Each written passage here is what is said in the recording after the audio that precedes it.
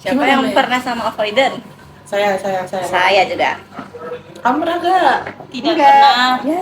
Kan kamu yang avoidant. Upsi.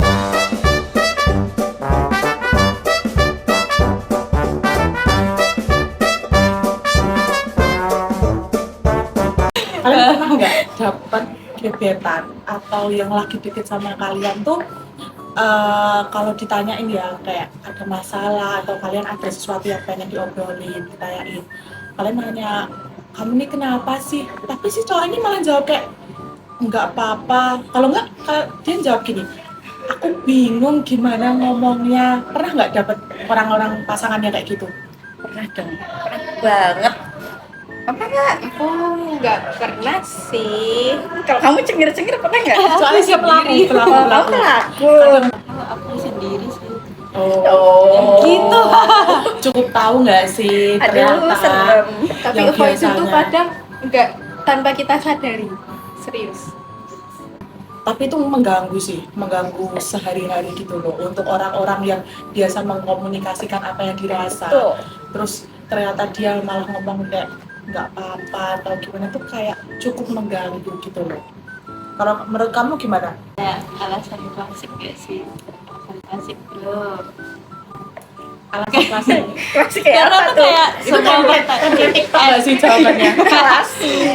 kayak semua pertanyaan tuh kayak dijawab. Ya aku nggak tahu. Aku butuh waktu kayak gitu kan. Tapi waktunya kapan? Nah dia juga nggak ngejelasin dia butuh waktu itu sampai kapan gitu. Kalau sehari 2 hari masih oke nggak buat kalian? Enggak. Terlalu lama ya? Enggak. Sebenarnya ya bukannya mereka tuh bingung atau nggak tahu, tapi mereka tuh tipe-tipe yang avoidant tuh sebenarnya karena mereka tuh takut salah ngomong, terus mereka tuh bingung sama pikiran mereka sendiri, mereka bingung sama perasaan mereka sendiri. Takutnya mungkin ya saat mereka mengekspresikan sesuatu malah akhirnya berdampak yang nggak baik, ibaratnya jadi takut terbuka lagi gitu loh sama orang. Tuh biasanya sih muncul mungkin karena respon yang dia dapat sebelumnya sih biasanya ya. Sebelum kita mengenal bisa dirubah atau enggak, mending kita kasih tahu dulu sih apa itu avoidant ya sih. Apa itu? Kasih paham Kak. Oke, secara psikologis ya, avoidant attachment itu tuh gaya hubungan dimana tuh seseorang itu menjauh secara emosional gitu. Jadi misalnya kalian berpasangan atau berteman, tapi dia tuh nggak mau ada kedekatan emosional gitu. Avoidant tuh kayak apa sih yang kalian tahu gitu?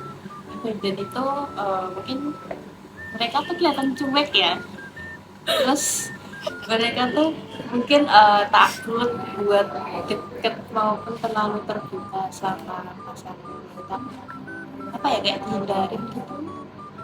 Kalau ada masalah itu bukannya ngomong baik-baik tapi malah tiba-tiba ngilang kenapa? Sibuk. Sok sibuk. Sok sibuk. Kan juga Mungkin sibuk. mungkin dia ini lagi mau bikin ini Candi Prambanan. Mungkin Sibuk. dia mau ngalahin Bandung Bondowoso. Bener banget. Kalau menurut aku ya, kadang tuh orang-orang kayak gitu tuh sebenarnya dia tuh cuma bingung apa yang dia rasain. Dan pada akhirnya dia memilih buat menunda-nunda untuk menyampaikan apa yang dirasakan. Karena mungkin dia juga merasa kalau ketika dia mengutarakan apa yang dirasakan, nanti orang itu yang akan marah gitu loh. Kan karena kan kita juga nggak bisa mengontrol apa tanggapan dari orang kayak gitu loh, apa feedbacknya. Jadi dia merasa kalau misalnya aku ngomong sekarang kayaknya waktunya belum tepat deh, tapi terlalu sering berulang. Avoidant ini sebenarnya tuh nggak semua perkaranya ada di hubungan percintaan aja. Mungkin sama temen juga kita sering nemuin mungkin sosok yang avoidant. Misalnya kita ngajak curhat mereka, tapi mereka tuh kayak nggak terlalu menanggapi sepenuhnya mereka aja karena mereka tuh bingung sama diri mereka sendiri gitu loh. Terus suruh nanggepin curhatanmu, ya malah tambah bingung. Orang bingung. Terus kita nggak bingungnya kapan? Di surga. Menurut kalian kenapa sih bisa gitu? Kenapa coba? Kenapa ya? Coba dong, Kak, jelasin Kak. Ayo Regu Tulip menjawab. Izin menjawab Kak. Izin menjawab, Regu Tulip. Biasanya tuh avoidant kebentuk dari masa kecil. Terus karena dia tuh kebentuk sifat kayak gitu, itu karena kayak dia sering merasa ditolak atau nggak didengar pendapatnya kayak gitu. Terus tumbuh dengan keyakinan kalau aku tuh lebih aman nggak usah deket-deket sama orang deh, yang penting sendiri. Menurutku ya mereka itu bukannya nggak punya perasaan gitu loh, kadang itu mereka tuh ngelakuin kayak gitu, mereka harus menjauh itu karena salah satu bentuk untuk melindungi dirinya. Jadi kayak dia tuh nggak mau, dia tuh belum secure gitu loh sama dirinya sendiri kayak gitu. Bener banget sih, kalau misalnya orang kayak gini tuh berlarut-larut dan dibiarin terus tanpa mereka sadar, itu tuh malah jadi hubungan yang toksik. Jadi nggak di pertemanan aja, di hubungan juga, karena ya yang satunya tuh butuh didengerin, yang satunya maunya ngilang, kabur. Kayak gitu namanya yang mungkin kita kenal sekarang tuh toxic relationship ya. Ups, siapa itu toxic relationship? Siapa yang ngalamin? Terus gimana sih caranya biar kita tuh nggak terus-terusan memendam perasaan sendiri kayak gitu? Pertama ya menurutku harus sadar diri kalau kamu tuh avoidant gitu.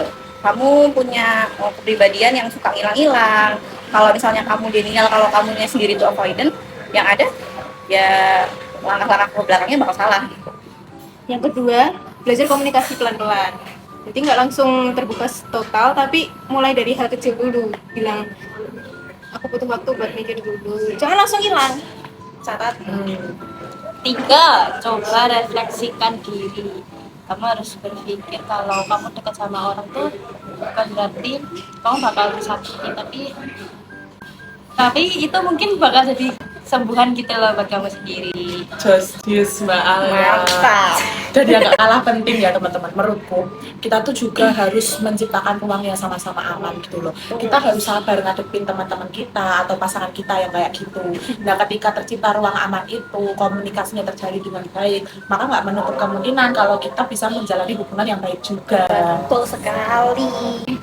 Oke, jadi kesimpulannya kata-kata aku bingung, aku nggak tahu itu tuh bukan karena mereka nggak punya jawaban, tapi bentuk takut dari diri mereka buat jujur sih.